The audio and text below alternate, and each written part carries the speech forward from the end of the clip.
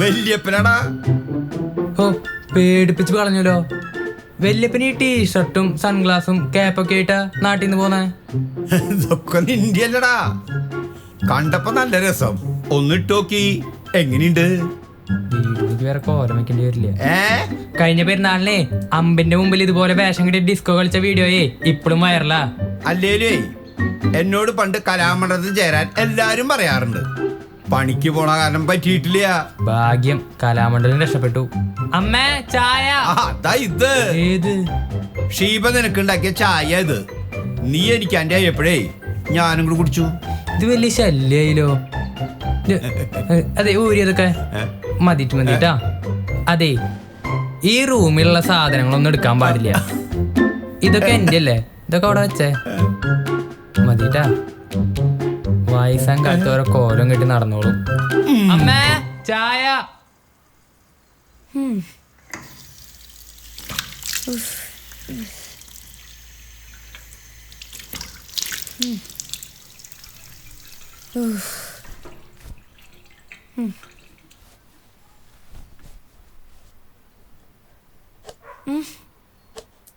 അകത്താരാ? എന്താ എന്റെ ബാത്റൂമില്? തീരും. ഇപ്പൊ കഴിയും. എന്റെ ഈശോയെ, വല്യപ്പനാ. വല്യപ്പനെന്താ ഇവിടെ? സിനിമ കാണാ. അല്ല പിന്നെ തുടർന്ന ബസ്സിലിരുന്നേ ഗ്യാസ് നിറഞ്ഞു. വയറിനുള്ളിൽ പൂര വെടിക്കട്ടാ. ഇത് വലിയ ശല്യായില്ലോ. ഈ ഡയലോഗ് മുന്നേ കേട്ടുണ്ടല്ലോ. ചേണ്ട വയനാവും. നിന്നെ കണ്ടേക്ക് മുന്നേ കണ്ടുപിടിക്കുന്നത് എന്റെ സ്വന്തം ചേട്ടനെ. നിന്നെ പോലെ എന്റെ സ്വന്തം ചോരയാ. പപ്പ എന്തൊക്കെ പറഞ്ഞാലും ശരി, വല്യപ്പ ഇവിടെ താമസിക്കുന്നത് എനിക്ക് ഇഷ്ടമില്ല. എനിക്കും. വല്യപ്പൻ വന്നാലേ ഇവിടെ ആകെ കുഴപ്പാ. എല്ലാം വലിച്ചു വാരിടും. എന്നിട്ട് എല്ലാത്തിനും കുറ്റവും പറയും. ഒരു മാനേഴ്സും ഇല്ല. പുറത്തിറങ്ങിയ നാട്ടുകാരെ കൊണ്ട് പറയിപ്പിക്കും. വല്യപ്പനോട് പോവാൻ പറ. എന്റെ ചേട്ടൻ വേറെ എവിടെ പോവാനാ? എന്റെ കൂടെ കഴിയുന്ന അവകാശമുള്ള ആളാ. അതെങ്ങനെയാ? വല്യപ്പൻ താമസിക്കുന്ന വീടും പറമ്പും നമുക്ക് അവകാശമുള്ളതല്ലേ? ഇത്ര കാലമായിട്ടും അതിന്റെ ഷെയർ തന്നാ. നിർത്തിക്കും നിന്റെ കുഞ്ഞുവായ വലിയ വർത്താനം. ഷോബി മോളെ, ചേട്ടനെ പപ്പേനെ വിളിച്ചേ, കാപ്പി കുടിക്കാം.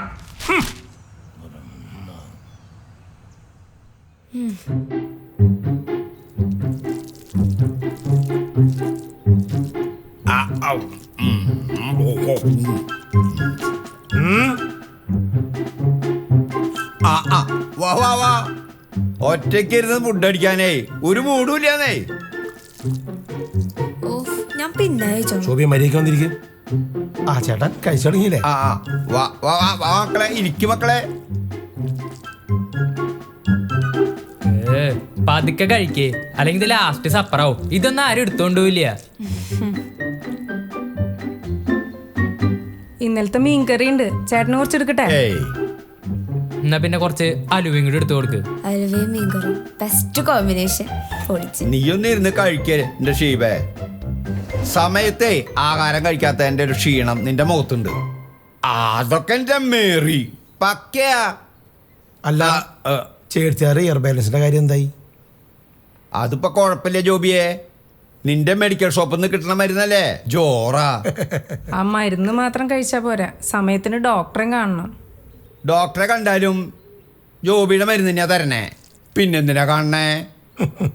അതല്ല ജോബിയെ, ഈ ജെവി മോൻ ഇനി എന്തൊട്ടാ പഠിക്കാൻ പോണേ?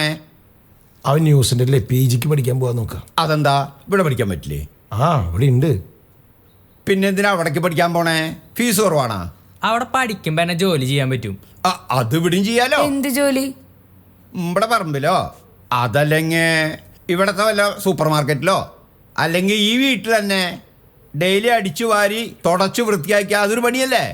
വല്യപ്പ അവിടെ മുടിഞ്ഞ ശമ്പളം മണിക്കൂർ. ഓ, ചേട്ടന് കുടിക്കാൻ ചൂടുവെള്ളം വേണം. അതിന് നീ തന്നെ പോണ്ടേ?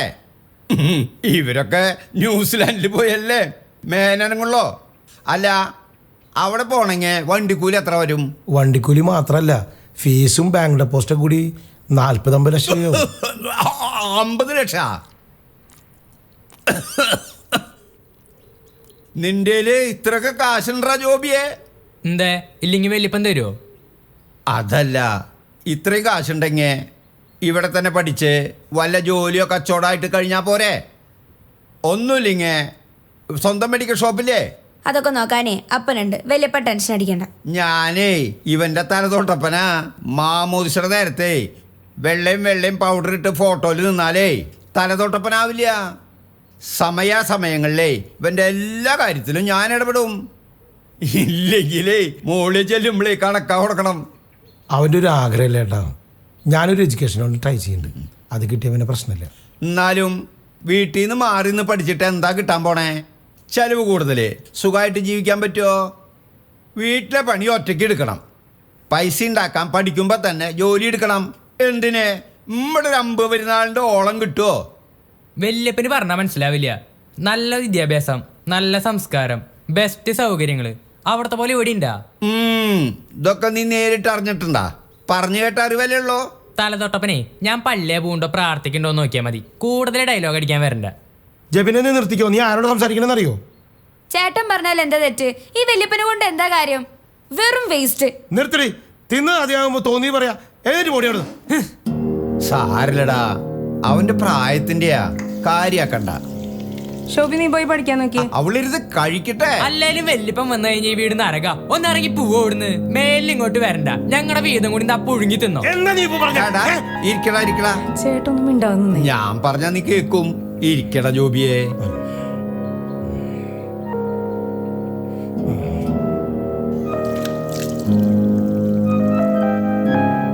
ജയമാനെ, ഞാനൊരു അഭിപ്രായം പറഞ്ഞു. ശരിയാണെന്ന് തോന്നുന്നുണ്ടെങ്കിൽ മാത്രം സ്വീകരിച്ചാൽ മതി.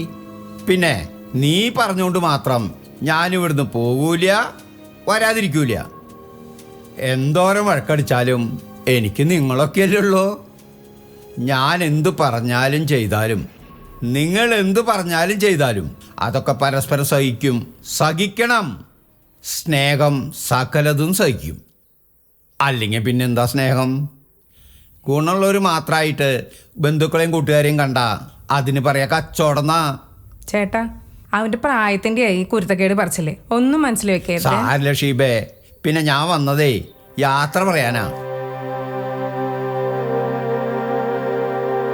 ഒരു ഹോളി ലാൻഡ് ട്രിപ്പ്. ഞാനും മേരിയും കൂടി ഒരു കറക്കം.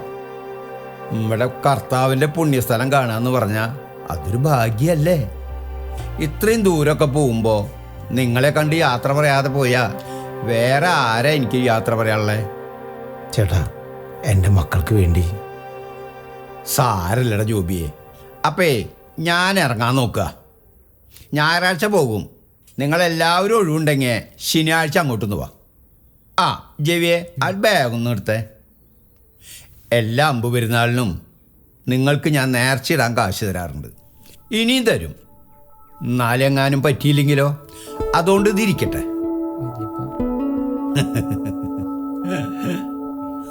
ചേട്ടാ,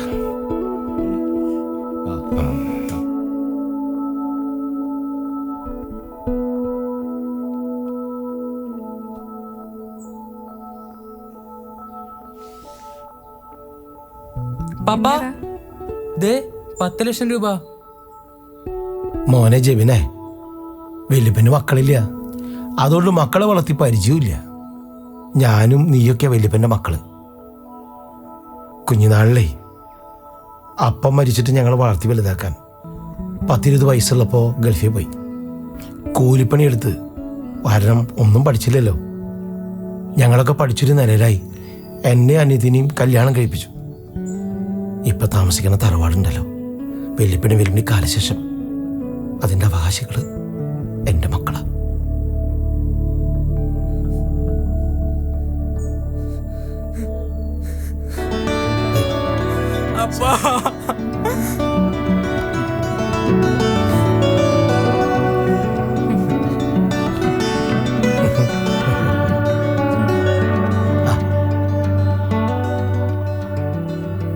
സാരല്ല, സ്നേഹം സകലതും സഹിക്കും.